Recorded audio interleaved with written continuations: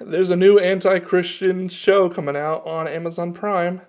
Let's talk about it. All right, so the latest show from Amazon is called HAZBIN Hotel. It's a cartoon, and Prime just actually released the first full episode on YouTube. Look, I'm not one of those kind of guys who is overreacting to everything. I just think, let's just take a look at it. Once upon a time, there was a glowing city protected by golden gates, known as Heaven.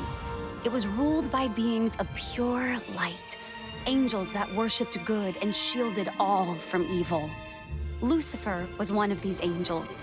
He was a dreamer with fantastical ideas for all of creation, but he was seen as a troublemaker by the elders of Heaven, for they felt his way of thinking was dangerous to the order of their world. So he watched as the angels began to expand the universe in their ways. From the dust of earth, they created Adam and Lilith, equals as the first. I think it's kind of weird that they're just excluding God just from the picture. I don't know if they delve into that more into the show, but like right from the get-go, they're actually even delving into something that's completely unbiblical, which is the angels creating, not God, but the angels creating the earth and governing over it by their own design, and also Adam and Lilith, which is a whole different thing. Let's just keep watching. Equals as the first of mankind, but despite this, Adam demanded control, and Lilith refused to submit to his will. She fled the garden. Drawn in by her fierce independence, Lucifer found her, and the two rebellious dreamers fell deeply in love. Together, they wished to share the magic of free will with humanity, offering the fruit of knowledge to Adam's new bride, Eve, who gladly accepted. But this... It's not the fruit of knowledge, it's the fruit of the knowledge of good and evil, which is to have moral understanding, in which, not that God wouldn't give humanity, but that it was up to God and how and when he doled out the information. But the problem is just how they're setting it up. Like, Eve was the second wife to Adam, and it's really because Adam's a misogynist, and Lilith was this pure, spirit-filled woman, and she wanted to be independent, and it's the patriarchy that's getting her down. Accepted. But this gift came with a curse, for with this single act of disobedience, evil finally found its way into Earth.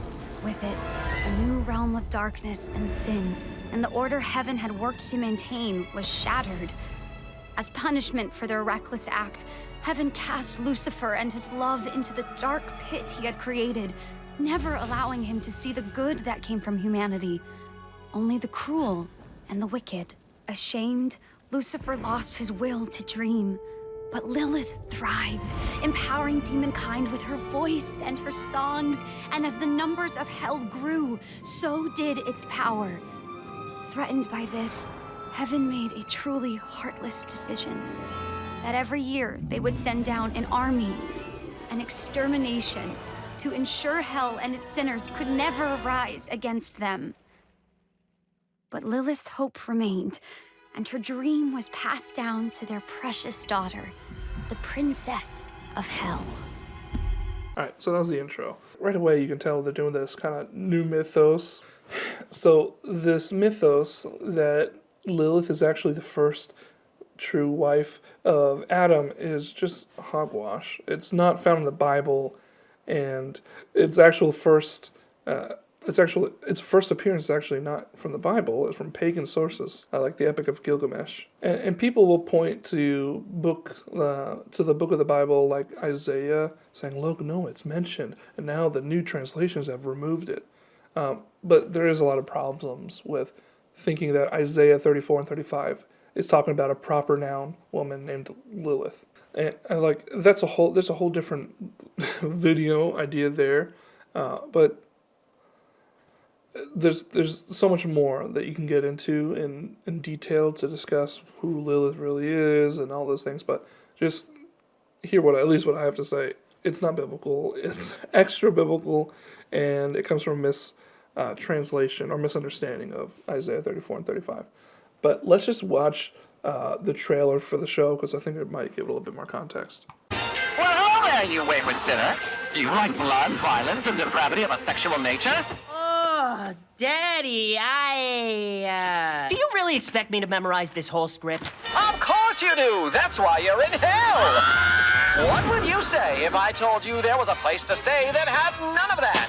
Welcome to the HAZBIN Hotel. Your last desperate attempt at salvation starts here. I'm not going to show that whole trailer. The annoying thing about these kinds of TV shows, like, even for non-Christians, like, they just think saying the F word a bunch of times is, like, peak comedy. Like, oh, if we can put the F word and we can put as much gore and violence, oh, that's so funny. It's like, grow up, you know, like, look, live your life, you know. You don't have to obey what I say or what the Bible says, but, like, man, like, that's so lazy. Like, oh, they said a bad word, that means comedy. It's too much. The whole trailer's too much. But I guess this is kind of just the problem with a lot of this media.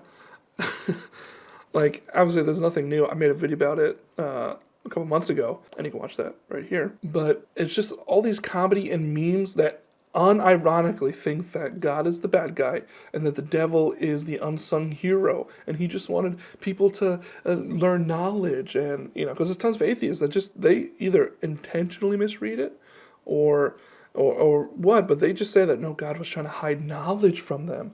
That's why Christians hate science. But that's not true. You know, it's just like, a lot of these things would just be debunked so quickly if they just read the Bible. Just a little bit, you know. Just read the first couple chapters. First 3 chapters is all you need to see. The whole story of creation and Adam and Eve and the fall of mankind. That's it. Just those 3 chapters. But like I saw this meme, and it's like, oh no, the poor devil. I'm like, you have no idea the true evils of the devil. Read about Baal, or the sacrifice of children. It's like, you're going to tell me that guy who does that's the good guy? Like, Satan wants nothing but your utter destruction. There's no sense of caring about your soul. Just listen to stories and people's testimonies who've come out of illicit drug use when they've taken psychedelics or whatever, and they enter this kind of spiritual realm and they start talking to these spiritual beings, and soon enough they find out how evil those beings are. They want nothing but their destruction. That's who they're saying is the good guy. This being that wants murder and rape and killing and sacrifice. Like, that's their God. That's the God of this world, is Satan. Like, I don't know how you can even read the Bible and think that God's the bad guy or that Satan's the good guy. You know, it's just our culture. Our culture, wrong is right and right is wrong. You know, as Christians, this doesn't surprise us. And look, I know this show is just being edgy for the sake of being edgy. It's like, it is such a tired sense of humor. Like, the more vulgar you can be, the more blasphemous you can be, the funnier it is. Have you guys seen this trailer? I mean, it is, if you're a Christian, please don't watch that. Have some discernment. Just avoid this kind of stuff, this irreverent nonsense.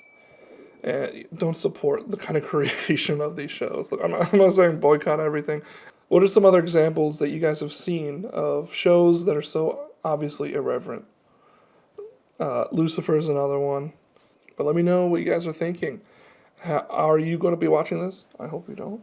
Oh, by the way, before you guys leave, I started a Patreon.